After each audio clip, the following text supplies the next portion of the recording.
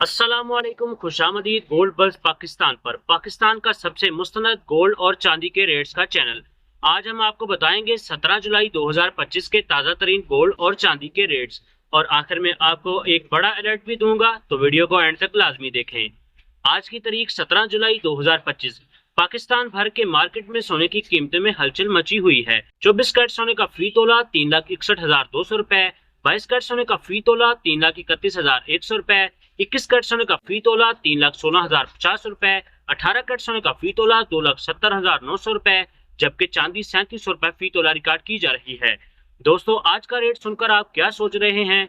क्या आपको लगता है कि रेट मजीद नीचे आएंगे या यहाँ से बढ़ना शुरू हो जाएंगे? अपनी राय हमें कमेंट में जरूर दें, हम आपके कमेंट्स वीडियोस में शामिल करते हैं। बैनुल अक़वामी मार्केट में बहुत बड़ी तब्दीलियां हो रही हैं, तो अगले 48 घंटे बहुत अहम है। ताज़ा तरीन अपडेट्स के लिए गोल्ड बज़ पाकिस्तान को सब्सक्राइब करें और बेल आइकन को दबाएं, ताकि सबसे पहले आपको खबरें मिलें।